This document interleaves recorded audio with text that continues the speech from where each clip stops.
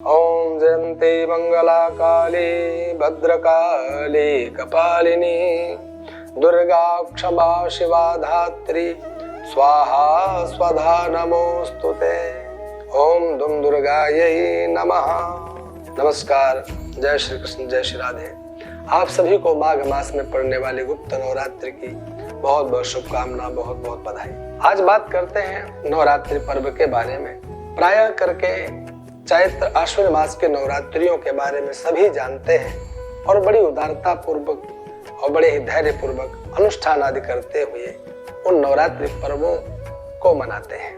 आइए जानते हैं, जिन्हें सभी लोग नहीं जानते हैं अथवा जो जानते हैं इनका सदुपयोग करते हुए किस प्रकार से नवरात्रि में भगवती की आराधना करते हैं, हमें भी इस बारे में जानने की आवश्यकता है। हमें किस विधि से भगवती को संतुष्ट करना चाहिए। देखिए, चैत्र और आश्विन मास की नवरात्रियां तो हम लोग जानते ही हैं, परंतु माघ और आषाढ़ मास में पड़ने वाली इन गुप्त नवरात्रियों के बारे में भी हमें समझना चाहिए।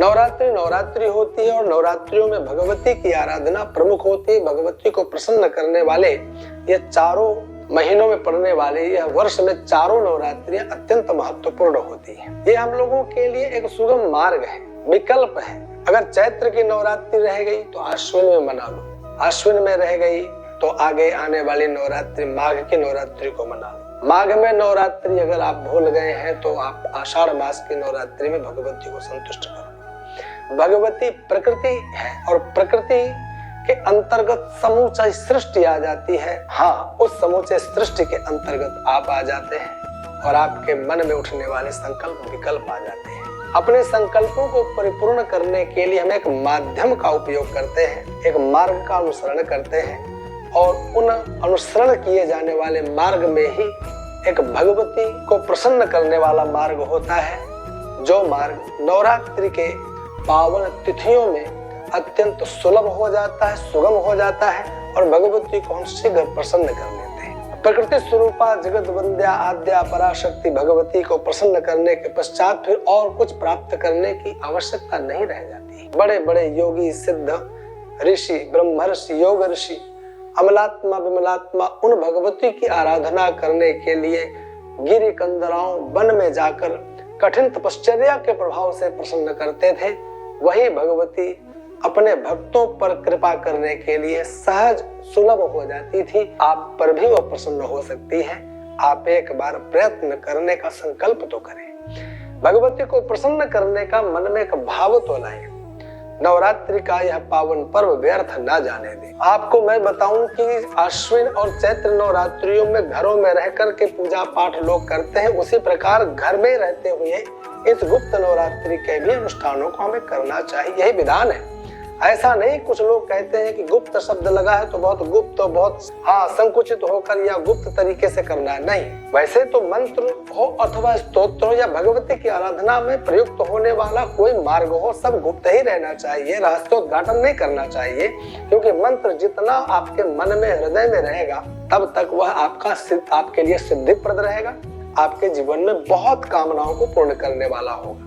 इसलिए मंत्र इत्यादि को सबके सामने नहीं बोलना चाहिए। ये हमारी वैदिक और सनातन परंपरा है। माइक में चिल्ला करके अथवा गाना के रूप में गा करके मंत्रों को नहीं बोलना चाहिए।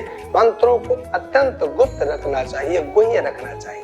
आप कोई माला लेकर के जब आप भगवती की मंत्रों का जप करने का संकल्प करते हैं तो आपको पता है ना कि आप पहले जप करते हैं और पश्चात आप उस गोपनीय और उस अनुष्ठान का समर्पण करते हैं। गुह्यात् गुह्य गोप्तृत्वम् इत्यादि मंत्रों के द्वारा, तो इसे गुह्य रखना चाहिए। आज बात करते हैं माघ मास की इस गुप्त नवरात्रि के बारे में।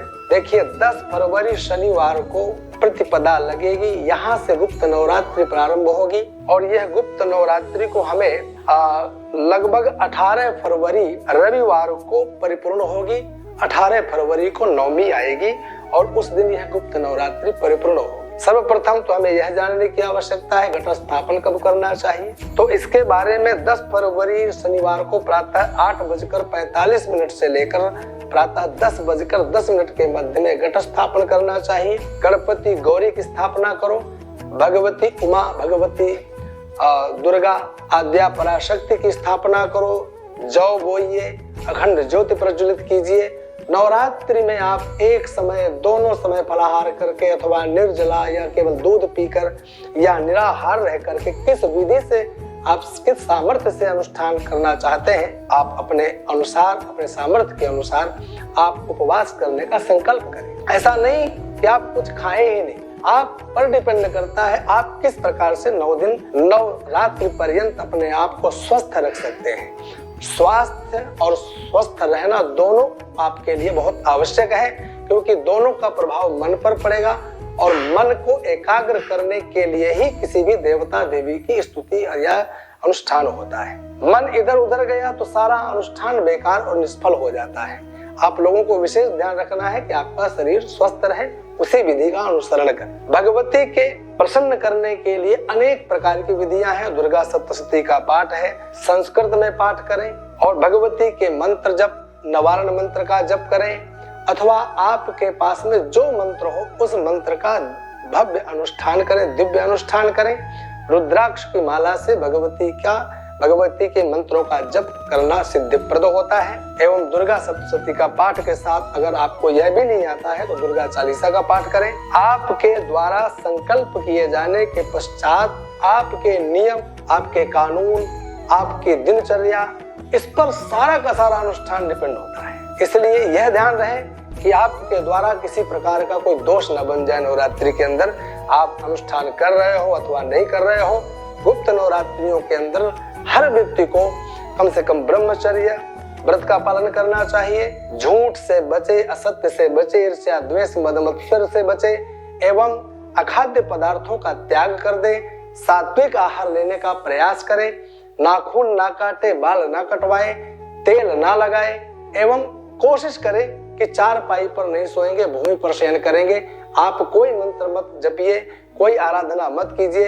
अगर आपने इन नियमों के अनुसार भी नवरात्रि पर्यंत दिनचर्या बना लेंगे तब भी भगवती आप पर कृपा करेंगी।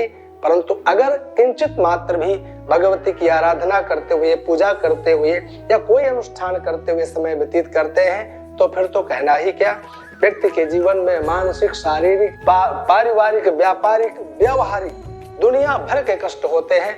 उन कष्टों से शीघ्र निवृत्ति के लिए यह माघ मास की गुप्त नवरात्रि आ रही है। आप इस पर खूब ब्राह्मणों से अनुष्ठान कराइए अथवा स्वयं करिए। इस समय को व्यर्थ न जाने दें। केवल मेरा आप लोगों से यही निवेदन है। भगवती की 10 महाविद्याओं को प्रकट करना अथवा उनकी सिद्धि को प्राप्त करने के लिए यह नवरात्रि का पावन पर्व होता है। काली, तारा, छिन्नमस्ता, भैरवी, षोडशी, भुवनेश्वरी, त्रिपुर भैरवी, धूमावती, बगलामुखी, मातंगी और कमला, ये 10 महाविद्याएं हैं। इनमें से कोई एक महाविद्या भी कोई सिद्ध कर लेता है ना, हाँ, उसका जीवन अलौकिक बन जाएगा, विलक्षण बन जाएगा, प्रतिभा संपन्न हो जाएगा। उसके जीवन में किसी भी प्रकार की कोई समस्या नहीं आएगी। इसलिए आप लोग ध्यान रखें कि इन 10 महाविद्याओं को प्रसन्नता के लिए, भगवती की प्रसन्नता के लिए आप नवरात्रि में खूब आनंद पूर्वक अनुष्ठान आदि करने का प्रयास करें। नहीं कर सकते हैं तो वैं ह्रीं क्लीं चामुंडायै विच्चे इस नवार्ण मंत्र का तो डट करके जप करें। और अंतिम नवरात्रि पे 18 फरवरी रविवार को नवमी के दिन भगवती के लिए खूब हवन करें। इस प्रकार के मांगलिक कृत्य करते हुए हम गुप्त नवरात्रि के पावन पर्व को भी मनाएं। आपको पुनः गुप्त नवरात्रि की बहुत बहुत शुभकामना, बहुत बहुत बधाई। धन्यवाद।